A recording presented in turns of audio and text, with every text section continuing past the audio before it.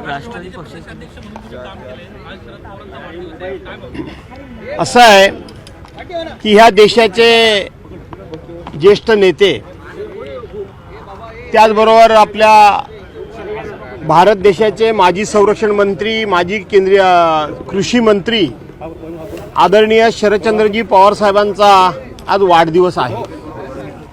खरं तर पवार साहेब यांनी या देशामध्ये आणि राज्यामध्ये एक अत्यंत सुसंस्कृत विचारानं राजकारण केलं।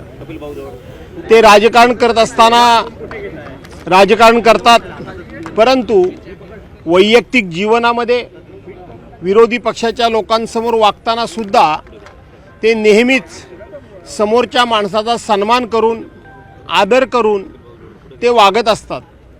आयुष्यामध्ये त्यांच्यावर अनेक आरोप झाले, अनेक टीका झाल्या, अनेकांनी अनेक प्रकारे त्यांच्याबद्दल संशय व्यक्त करण्याचा प्रयत्न केला, परंतु मी त्यांना जवळून पाहिलंय, मी त्यांच्याबरोबर बरेच वर्ष काम केले। ते राजकारण करायचं असेल त्या ठिकाणी राजकारण करतात, परंतु वैयक्तिक जीवनामध्ये किंवा आपल्यासमोर कोणीही कोणत्याही मदती करता आला तर त्याच्यासमोर ते राजकारण करत नाही किंवा त्याला राजकीय चष्म्यातून ते कधीही बघत नाहीत। आणि म्हणून राजकारण करत असताना त्यांनी राजकारणाची परिसीमा आणि कक्षा ही निश्चित केलेली आहे।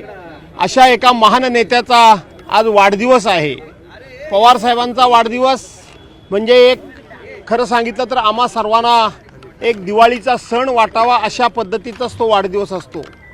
कुठल्याही विषयावर कधीही कुठेही कोणीही कोणतीही माहिती विचारावी आणि ती पवार साहेबांच्याकडे नसावी असं कधीच झालेलं नाही। आणि म्हणून अशा ह्या नेत्याला मी दीर्घायुष्य चिंतितो। माझं ग्रामदैवत आई शारदेनं त्यांना शतायुष्य करावं, उत्तम आरोग्य द्यावं असा माझ्या कुटुंबातर्फे आणि उद्धव बाळासाहेब ठाकरे पक्षातर्फे मी त्यांना या ठिकाणी शुभेच्छा देतो। रवींद्र चव्हाण यांची आज पीसी झाली आणि त्यांनी त्या पीसीमध्ये त्यांनी सांगितलं की दुसरं या राज्यातले आणि या देशातले एक नेते माजी लोकसभेचे माजी अध्यक्ष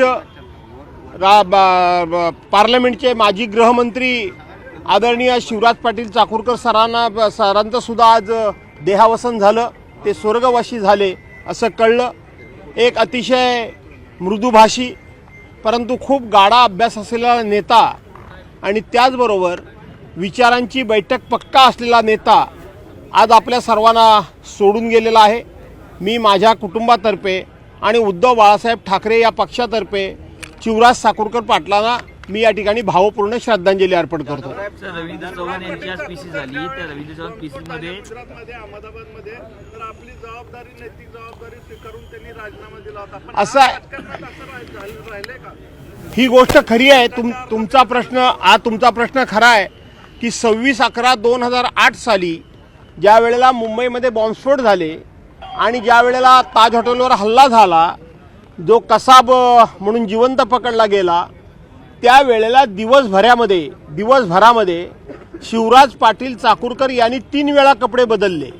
अशा प्रकारचा आरोप आजचे जे सत्ताधीश आहेत भारतीय जनता पार्टी विशेष या लोकांनी त्यांच्यावर आरोप केले होते, परंतु ते त्याच दिवशी त्यांनी कपडे बदलले होते असं नाही, तर त्यांची नेहमीचीच ती कपडे बदलण्याची एक पद्धत होती। पण आज मात्र त्या ठिकाणी पुलवामामध्ये हल्ला होऊ द्या, उरीमध्ये हल्ला होऊ द्या, नाही तर आणखीन कुठे होऊ द्या, दिवसाला 4-4 वेळा कपडे बदलणाऱ्या नेत्यांबद्दल आज प्रत्येकाला खूप मोठा अभिमान वाटतो। पण त्यावेळेला या कपडे बदलण्यावरून खूप मोठं रान उठवलं होतं आणि त्यानंतर एकदा शिवराज पाटील चाकूरकर साहेबांची आणि माझी भेट झाली होती।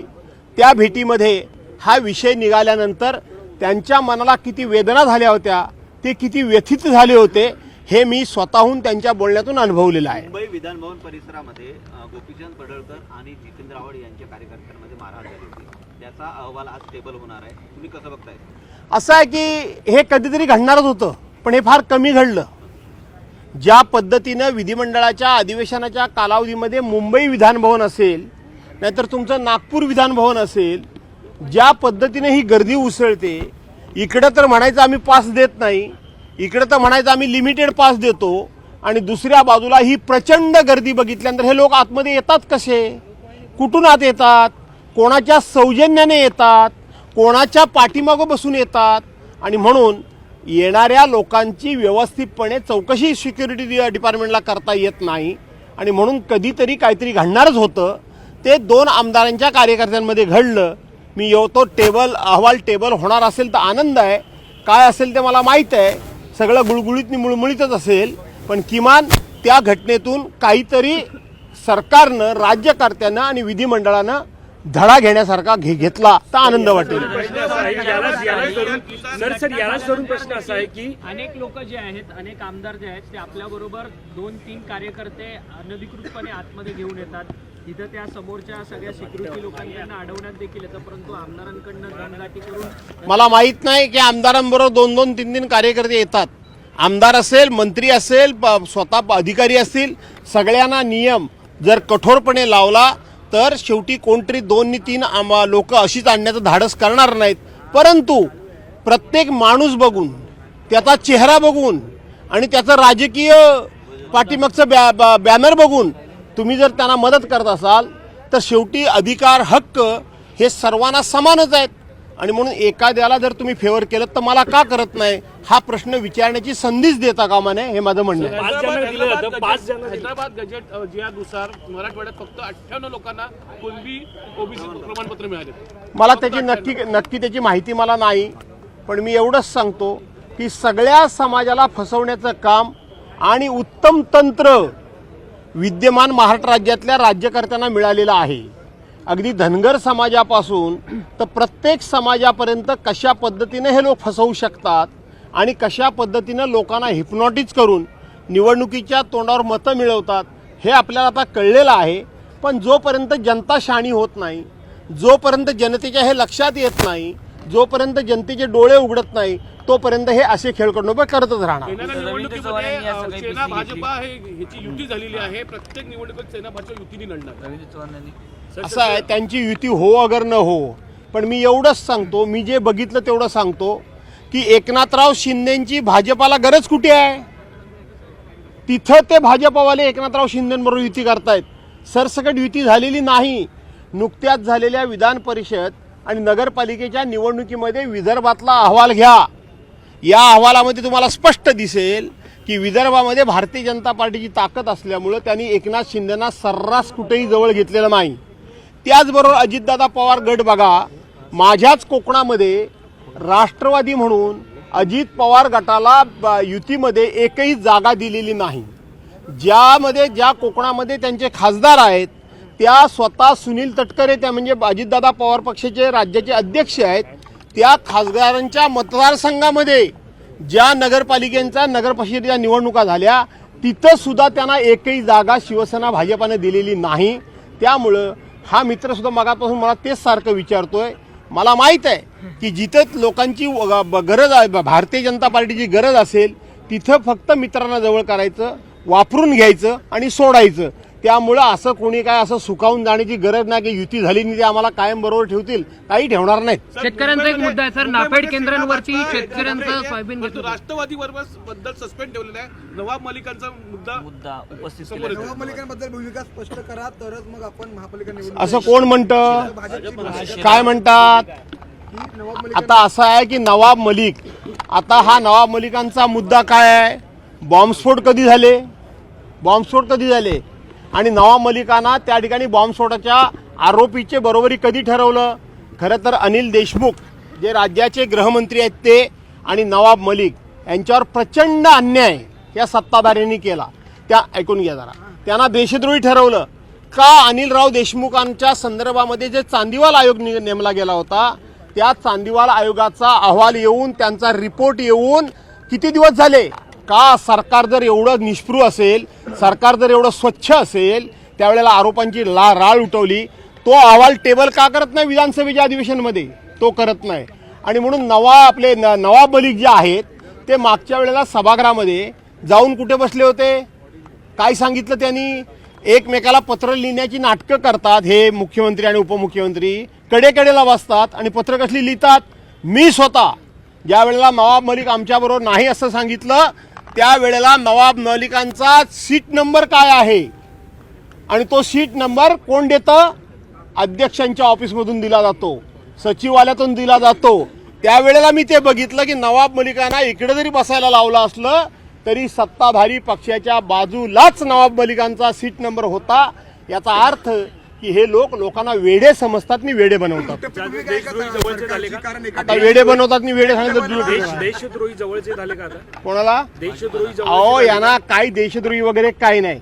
मागच्या वेळेला पालघरमध्ये उद्धव बाळासाहेब ठाकरे ज्यावेळेला मुख्यमंत्री होते त्यावेळेला एका साधूचा खून झाला. त्यावेळेला या लोकांनी असं काय रान उठवलं, असं काय देश पसरवलं की उद्धव साहेब काँग्रेस बरोबर गेले म्हणून हिंदू साधूंचे खून व्हायला लागले. आज त्याच ज्यांनी त्या मारणारा होता, खून केला होता, त्यानं भारतीय जनता पार्टी पक्षामध्येच प्रवेश केला. त्यामुळं ह्यांचं हिंदुत्व वगैरे बोलण्यासारखं बरंच आहे. हे फक्त दाखवण्याकरता आहे. मत जिथं कुठं मतं मिळतील तिथं त्यांचं हिंदुत्व पुढे मागे होत असतं. जाधव साहेब तुम्ही CSMT परिसरामध्ये छत्रपती शिवाजी महाराजांचा पुतळा व्हावा अशी मागणी केलेली आहे. मुळात काही वर्षांपूर्वी देशाचे पंतप्रधान नरेंद्र मोदी यांनी अरबी समुद्रामध्ये छत्रपती शिवाजी महाराज यांचा पुतळा व्हावा किंवा स्मारक व्हावा अशी मागणी केली होती आणि त्या संघानं कार्यक्रम पण घेतला होता. पाणी अर्पण पण कार्यक्रम झाला होता. नेमकं त्याचं काय झालं असा प्रश्न विचारला जातो. असं आहे की आपल्याकडे व्हीटी स्टेशन म्हणून नाव होतं, त्याचं CST म्हणजे छत्रपती शिवाजी महाराज रेल्वे स्टेशन नाव झालं. त्या ठिकाणी एक चांगल्या प्रकारचा अश्वारूढ पुतळा उभा राहावा अशा पद्धतीनं आमची मागणी आहे. त्याचबरोबर आमचे त्या भागातले जे खासदार अरविंदराव सावंत आहेत हे सातत्यानं केंद्राकडे या विषयामध्ये पाठपुरावा करत होते.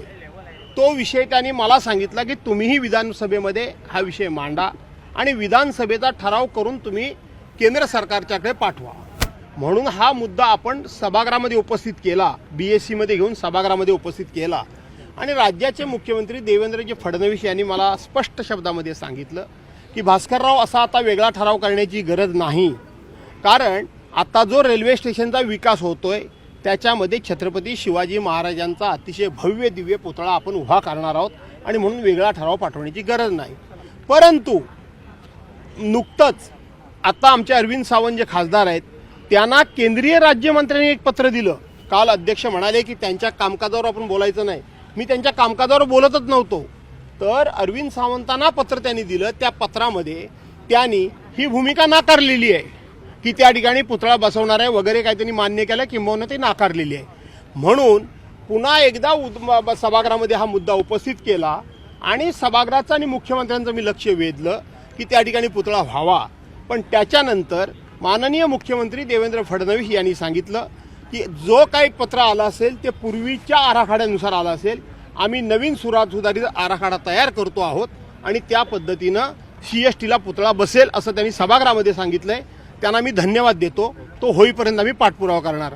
आपण जो मला प्रश्न विचारलात की अरबी समुद्रामध्ये आंतरराष्ट्रीय दर्जाचं छत्रपती शिवाजी महाराजांचं स्मारक होणार होतं, त्याचं काय झालं हा प्रश्न आपण विचारला.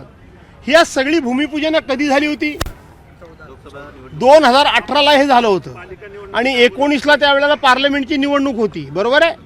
प्रत्येक वेळी या ठिकाणी निवडणुकीच्या अगोदर अशा घोषणा करायच्या, लोकांची मतं मिळवायची आणि लोकांना फसवायचं. काय झालं इंदू मिलच्या परिसरामध्ये डॉक्टर बाबासाहेब आंबेडकरांचा आंतरराष्ट्रीय जे स्मारक होणार होतं त्याचं काय झालं? जो मालवणला छत्रपती शिवाजी महाराजांचा पुतळा उभा राहिला तो निवडणुकीच्या अगोदरच त्या ठिकाणी पंतप्रधानांच्या हस्ते उद्घाटन झालं. 6 महिन्यामध्ये तो कोसळला. आणि म्हणून ही सगळी आश्वासनं जी आहेत ती निवडणुकीकरता दिली जातात, निवडणुका केल्या जातात, लोकांची मतं घेतली जातात आणि नंतर आश्वासनं ही कुठे जातात याचा विचार करण्याची सरकारला आता गरजच राहिलेली नाही. सरकारला माहीत आहे की आपण लोकांना खोट्या आश्वासनं दिली की लोक आपल्याला मतं देतात आणि म्हणून लोक जोपर्यंत जागरूक होत नाही तोपर्यंत हे अशा थापा मारत राहणारच आहे.